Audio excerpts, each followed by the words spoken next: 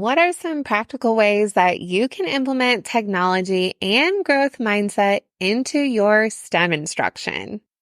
This is the third episode of my STEM in Action series, where we will break apart each letter in STEM to give you ideas on how to boost up each component in your instruction.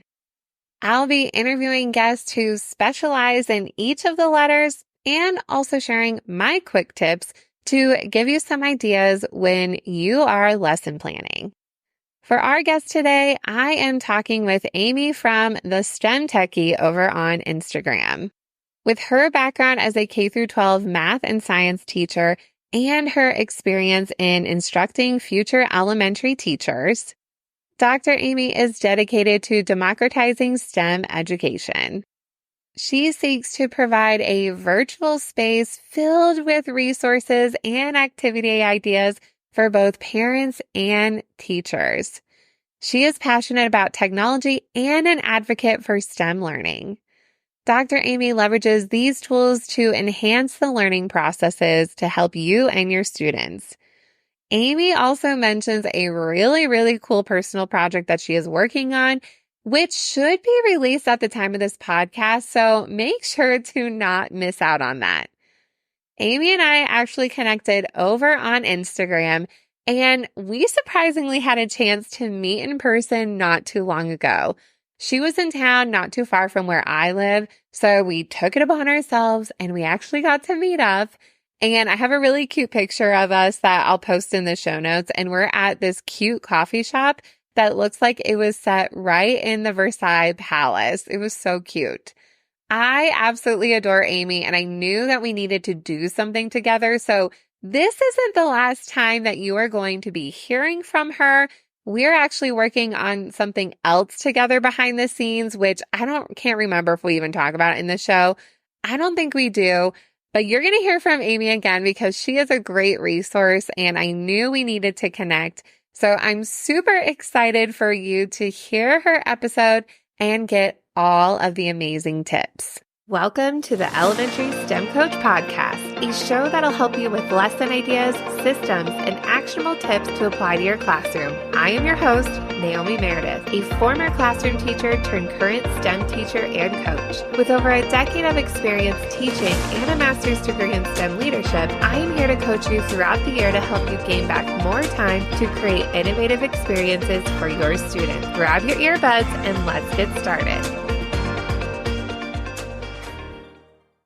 All right. Well, thank you, Amy, so much for being here today. We were talking for a long time before we were recording. We're like, maybe we should start recording because there's so many good things that we were talking about. And I was over on your podcast and had so much fun. I'm like, you need to be on my podcast. So you'll definitely have to share the title of it so everyone can find it. But if you wouldn't mind telling us, just let us know a little bit more about you and just your journey into what you're doing, but also how you support STEAM and technology. Well, thank you so much for having me on your podcast. Like you said, I had an absolute blast talking on my podcast and all that you are doing with yours. So I'm excited to jump in and talk about this. So my name is Dr. Amy, and I have a PhD in teacher education, and I focused all of my schooling and teaching in technology and math ed. And before that, I was in the K-12 world where I taught math and science. And I actually got a grant as a teacher to implement technology. And that's kind of where I fell in love with technology and learning and seeing all of the kids come alive with it. And so I was like, oh my gosh, I have to know more about that. So I graduated about a year ago, which was awesome and insane. But since then, one of the things that I had talked to people about of why aren't you taking grad classes, or what are your thoughts on taking grad classes? They said, well, unfortunately, I can't because of funds or time, which, we are both teachers. We get that, we empathize with that. Teachers don't need more schooling. They need resources. And so I kind of took it on myself to make it a mission of how do I get resources and technology ideas into the hands of teachers? So I started social media shortly after I graduated. And I've been doing that. And I have a podcast like you mentioned, of Parenting in a Techie World podcast. That's specifically for parents just kind of navigating, their kids learning in a techie world, which is very different from how most of us grew up that are parents. And then I also have a children's book coming out in the next few weeks that I'll share a little bit more about that later. Yay, I love that. And I think that's perfect too. I'm so glad you shared your podcast because I know we have a lot of parents who listen to this as well, and a lot of teachers who are parents. And I think that perspective is really helpful. But you're also telling me you did something cool, like when you were teaching teachers, you were doing some really cool stuff with your they were going through the teaching program and then they took your class about technology. What were you doing with them? I thought this was so cool.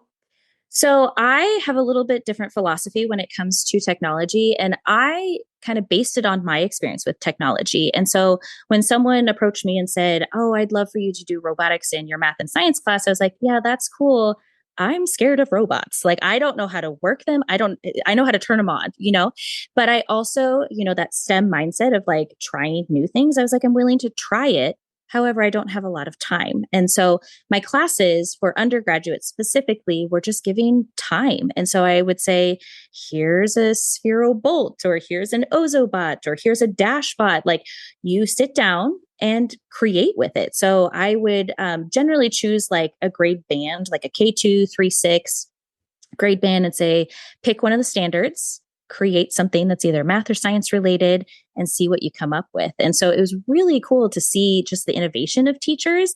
And at the end of the class, I would have them turn in all of these lesson plans that they designed, and I would give them to them so they could walk into their first year teaching with all of these resources and ideas from not me. I was the facilitator of all of their peers and the collaboration that happened in class. So it was my favorite way to teach. And I love teaching like that.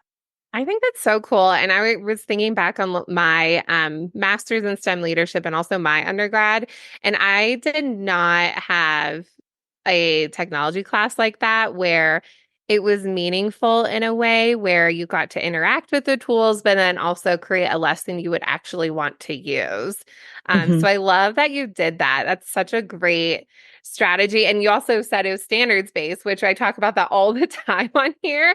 That it's not like, okay, turn on the robot. Like you do that, but then, all right, what else are you going to do with it? Right. And I think that's one thing that teachers run into often is they're like, oh, I would love to use robotics, but I am so far like scheduled with my pacing guide that I don't have any way to add on. And so that's why I wanted to give them time. Instead of adding on to something, you are switching out to something. So instead of doing a worksheet with this, you're now having the kids create something, coding, learning those same math skills. And so it was like a switcheroo instead of please add more to my plate, because that's exactly what teachers want, right? Like, we don't want more on our plate. Teach me how to do something different. Yeah. So it's awesome. Yeah, like once you learn the tool, it's actually not that bad. If a little kid can do it, you can definitely do it. It's like, think Yes. about that. Like, you can learn it. It's actually not that hard. And even when I talk to my dad, he's like, engineer. When I first got into STEM a long time ago, he's like, "Oh, how did you get this job? Coding is so hard." I'm all, yes, but think about my target audience. The youngest is 5. And Yep. so they like I can learn it, they can learn it. So it's going to be okay. So think about that too. I mean, it's not as overwhelming, at least in elementary, when you're using those technology tools. Yeah. And I always say, I am not an expert coder. I know the level that most elementary school students are. And, we are teaching kids that have just grown up with technology. My oldest is 3.5 years old, and she knows how to navigate my computer and my phone so quickly that it's just like it's a second language to them almost, because they're just so, we all have iPads, we all have smartphones, we all have tablets, all of these things. And so it's second nature to them to interact with them and be curious about them. And so it was a lot of reframing on my end of, oh, this is approachable, but it is, I needed bite-sized pieces. And so that's what I tried to do in my classes, because I was just like, how did I feel when I first approached this robot? I just wanted to play with it. And that's honestly, when I was in the K-12 world, that's what I did too. The kids just wanted to play with it. So I let them create with them. And it was so cool to see what they came up with. I love that. That's such so encouraging to hear. So any of you teachers who are just getting started, play around with it and play around with it with your students and it will work out and then you can grow from there. It'll be Yes. okay. Yes. My recommendation is for the first 15 minutes, get out a robot yourself and for yourself too, and just see what you find out. And then I would bring everyone together and say, okay, what did we find out about the spheral bolt? Like, let's talk about it. And someone would say, oh, I figured out if I did this, or I figured out a loop and blah, blah, blah. And so it was so much more of like a hive mindset and collaboration, which was such a cool dynamic in a classroom. And I felt like at least in my experience, kids were more excited about that because they were doing the learning and they weren't being talked to, if that makes sense. Yeah. Yeah. Oh, that's excellent. That we can implement that right away. I love that. That's so good. Okay, so once a teacher has like gotten started with that, are there any, and it could be robotics or something else you have in mind, Mhm. maybe from that experience or whatever, but are there any STEM lessons or technology lessons you can think of that you absolutely love Mm. teaching or that you saw? It might be hard to pick one or two. Yes, that's so. I think for STEM specifically, I focused a lot on like phenomena. So, like localized things that were happening. So, I taught and went to school in the state of Nebraska. And we recently had, it was 1 in 100 year flood that just like wiped out half the state. It was insane. And so, I based a lot of my lessons on that because it was able to tap into like the empathy piece of my students. And so they were like, oh, my grandma couldn't get out of her house for a while, or like this road was closed, or we were driving by this bridge. And so it was able to drum up a lot of emotion for them. So it was kind of getting them to buy into a STEM lesson, Mm, if that makes sense. yeah. And so I did a lot of those lessons. And so I was like, okay, so let's say that we need this house is beautiful. It's been in the family for generations and, the flood is coming. Let's build something to keep the water out, or the foundation's going. How do we do that? And so it was just like different phenomena that they experienced. Or in the state of Nebraska, the wolf population is endangered. And so we would talk about like the food chain. So again, tying in all of those standards that were super easy to talk about of like, okay, so what do wolves need to survive? Okay, so like they need water, they need shelter, and they need food. So then if we want to increase that, what does that happen with the food chain? So it's Mm, constantly going back and forth with specific content standards. Again, trying to yeah. not add on, switch the way that we were teaching. So Yeah. I loved doing phenomena based STEM. And then I also, probably my favorite tech STEM was with a Dashbot. We did Fraction Street. And so we had a whole, which was one, and they had Mhm. to break it up into at least 4 different parts. And so they had to identify it. They had to do equivalent fractions and they had to come up with a storyline. And so they had to share, like, this is your street. You got to share about your neighbors, who is on one half, tell about their lives. And so with the Dashbot, you can record your voice. And so then they Mhm. would record their voices. And so then we would go through and they would share about their favorite fraction street. So the best time to do that was fall because they all went Mhm. to like a haunted street, which was Oh. even way more cool, which I loved that. So that was probably my favorite lesson that I did with robots. That's cute. I love that. And if you guys are watching the video behind me, I have a big poster of Dash in my Gotta love the corner. dash. Dash is my favorite, absolutely. And Dash, it's funny, Dash is the first STEM material I ever used in my life. Like, Really? Okay. yes, when I Mhm. taught third grade, this little robot's so cute. It's so funny. Mhm. Now I do a lot with them, so it's like full circle. Yeah. Well, and I think, even they have opportunities to engage with it. So it's much less like kids are doing stuff, but then they get to see this robot like visually see it. So they're like, oh, it just adds this layer of like coolness for the kids. At least in my experience, they just were Yeah. obsessed with robots. So anytime I could get a robot moving, I was like, we're learning a lot today. Oh yeah. As long as you know the rules and then we Yes. got this. Safety first. What are Yes, the rules of the safety. robot? Also, don't take them home. I've had that happen with Ozobots. Oh no. Yeah, they are kind of little. I get that. Hmm. My thing was with Spheros. they can get so fast, especially Mhm. with the little kids. I'm like, everyone's sitting down the floor. No one is walking while these are going because I don't want someone to roll an ankle Yeah. because they just go flying off. And Yeah. most of my rules were robots were on the ground because, Yes. again, with the Spiros, they go so fast that you're just like boop, Mhm. off the table and then it's broken. Yep. So, And then it's broken. Yeah, same. Yep. I think I let kids with Ozobots on the table because they're so yes. small. They don't go very fast. Hmm. But I was the same way. Everything else had to be on the floor. Hmm. 100%. Yes. Well, and it breaks up your day too, which was super nice. You know, they're not always sitting. So I'm like, there's lots of Yeah. benefits of robots.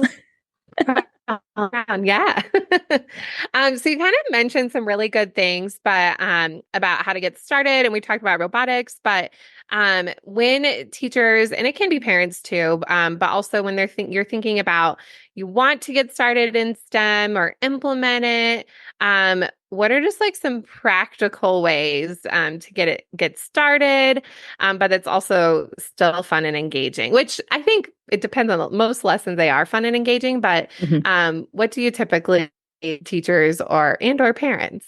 And it could be different things too. Ooh, that is a great question. I think my biggest thing, again, from my experience, my biggest thing was mindset shift. Instead of like I was turning into a facilitator rather than like, I'm going to teach my kid lesson. And it is even different when I do STEM lessons with my 3-year-old. I mean, we're at a very basic level of let's build a tower and talking about like the importance of building a strong tower. So, but we're building the foundations of that. But I think for me, the biggest piece was to get curious of why is this working or why isn't this working or how tall do you think we can get this tower to go. And that was not only for my sake, but it was also for my kids' sake, right? And so when we talk about teaching STEM, the end product doesn't really matter, right? The whole process of it, and the resilience, the problem solving, the critical thinking, those are the skills that we really want to focus on with STEM.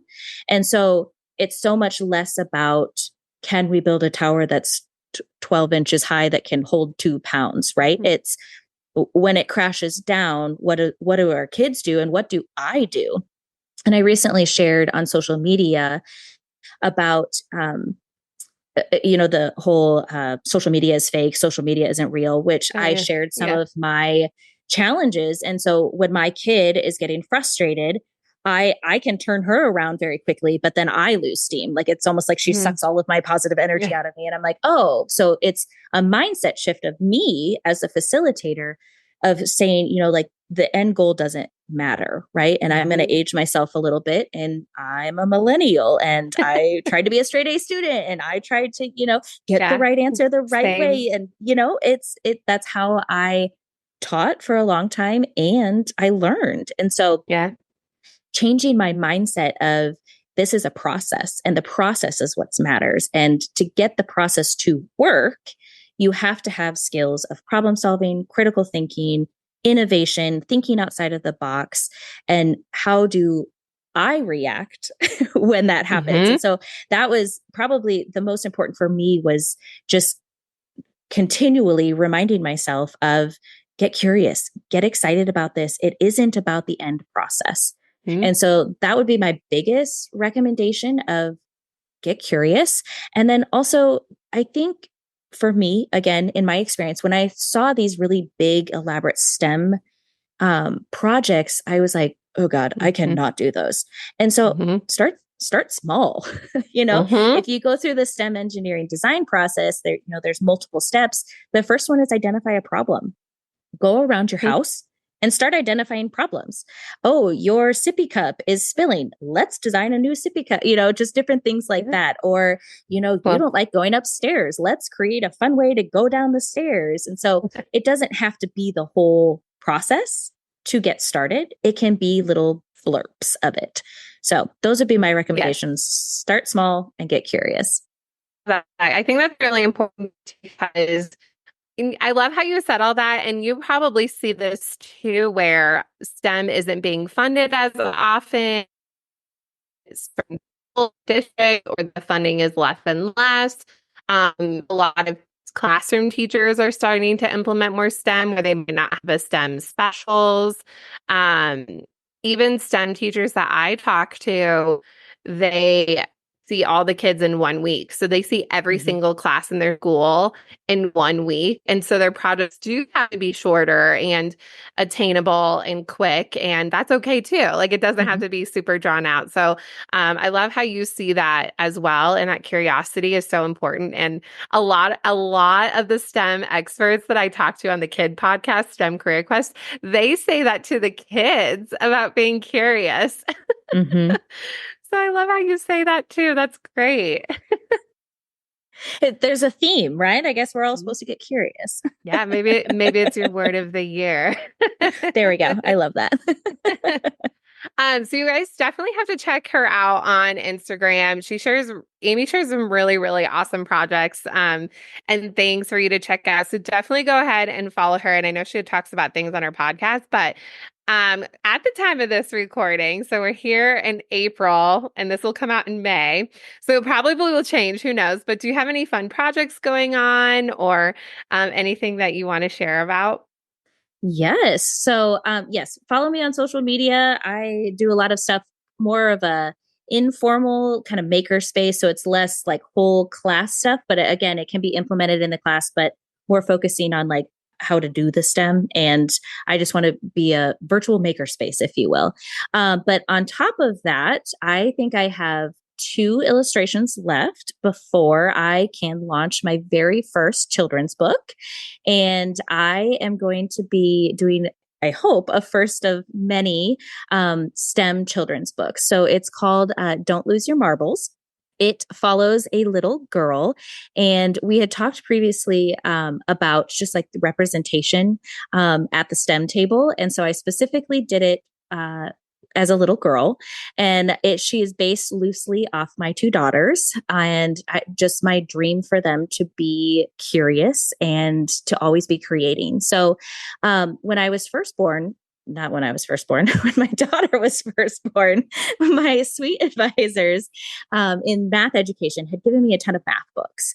And they were all incredible children's books, but I found myself reaching for a STEM children's book and I didn't find it anywhere. And so I had found a quote that said, if you don't find a book, you're supposed to write it. And I was like, well, that's interesting. So I guess I'm writing a children's book. And so I wrote a children's book, Don't Lose Your Marbles. It is Millie. So again, with that like localized empathy piece, she loves to play with marbles and her marbles keep rolling away. So she has to design a way to keep them safe. And so it was a problem that she had identified. She was coming up with a solution and she follows the STEM engineering design process all through the book. But I also wanted it to not only be a children's book that my daughters could see themselves in, but I also wanted it to be a resource for teachers and for parents. So it follows a storyline, but before the story begins, it goes through all of the steps of the STEM engineering design of identifying a problem, coming up with a solution, brainstorming. And then throughout the book, there's key vocabulary like brainstorming and what is a model and different things like that. So not only can it be used in the classroom, but my hope is that it gets into homes. And so kids are building that vocabulary before they get into the classroom with their parents and to give parents more confidence. And so they're stepping into STEM activities in the classroom with more confidence. So by the time this airs, hopefully, knock on wood, it will be launched. But illustrations are so much fun. And they take a lot more time than I was expecting. So, Are you the illustrator? no, my God, no, no. I have a phenomenal illustrator, Blueberry Illustrations. They are incredible, but to get exactly what I want, they have just been working endlessly. And so it's a lot more detailed than I was expecting. And so I was just like, oh, they just like make a picture and then we all love it and we move on. And then that didn't happen. So it's just a lot of revisions, which I guess are normal for children's books. But when you write your first children's book, you learn a lot. So I'm so excited for you and I'm so excited to see it. That is so perfect. I love that integration where it has the vocabulary but also that storyline, and teachers and parents love using books. Mhm. You tool. It's so needed. And like you said, there aren't very many that are STEM specific in terms of that building and creation product. So I'm so excited to read it and see how it goes. When this comes out, I hope we have a link, but we'll have a link to your website and everything. And we will check it out. Yes, it will for sure be almost done, if not almost. It's going to be done. I'm just going to put it out that it will be launched by the time of this episode. But yeah, it has been a journey, a really cool journey. And the true STEM nerd in me, I wanted to do math, science, technology, and that just didn't work in a children's book. So I just want to acknowledge she uses a little bit of math. I don't love math more than any other STEM content areas. There will be future books that science and technology and engineering will be the focus. However, I had to choose one for the sake of not having a 200-page children's book.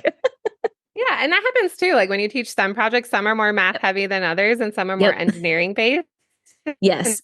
That's life. So that's great. Yes. Well, when I originally wrote it, it had multiple. And then I was like, there's no way that I would read this in my classroom. And so it's been helpful as, a classroom teacher who used books, and as a mom, I'm like, I'm not going to keep my attention span of my 3-year-old with this size of books. So I got to pare it back a little bit. So it's been fun. Well, I appreciate that. When I babysat, all the kids wanted me to read the Disney books because they knew they wouldn't go to bed because they take like 5 hours to read. I'm like, we're not reading Disney books anymore. So I'm so glad the length of a book is really important too.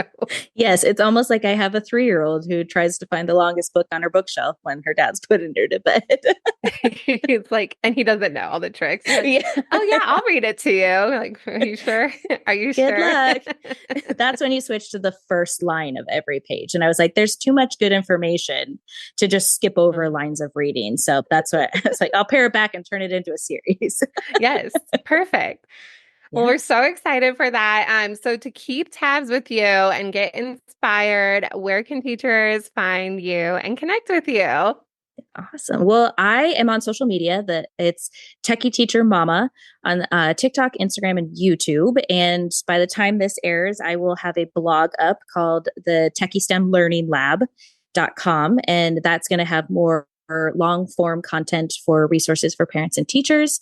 And then you can check out my podcast. It's called Parenting in a Techie World. And that focuses on everything technology. We talk how to manage screen time or coding or screen-free resources, just everything dealing with tech that we didn't grow up with. So I have a lot of really cool guests on there talking about just navigating it as parents, because if you talk to any parent and they say they have it all together, you should probably find a new parent, because none of us have any idea what's going on. And technology adds this new layer that we are trying to navigate. And I grew up with dial-up internet. So navigating screen time was not a thing. So I'm trying to figure that out real time with my 3-year-old on a podcast. So come join the craziness of navigating it all if you'd like. I love that. It's almost like an audio journal in a little bit. Yeah, it basically is. Yeah. Well, thank you so much, Amy. I know we can chat forever and ever. I have no idea how long this episode is, but I know it's amazing what we talked about. So I appreciate having you so much as a guest, and I'm excited for teachers to connect with you and your book to come out. Yes. Well, thank you so much for having me. And I'm excited to connect with all of you guys and, try to figure out STEM and navigate it all together, because that's what we got to do. Hive mindset. I agree. Well, thank you so much again. Thanks. Thank you so much for listening to today's episode of the Elementary STEM Coach Podcast. I would love to connect with you over on Instagram at NaomiMeredith_, or send me an email to elementarystemcoachpodcast@gmail.com. Also, make sure to check out my website, NaomiMeredith.com, to see all the show notes from today's episode and shop my K-5 STEM resources. Any questions you have, needs for resources, or ideas for episodes, get in touch. I'll talk to you soon.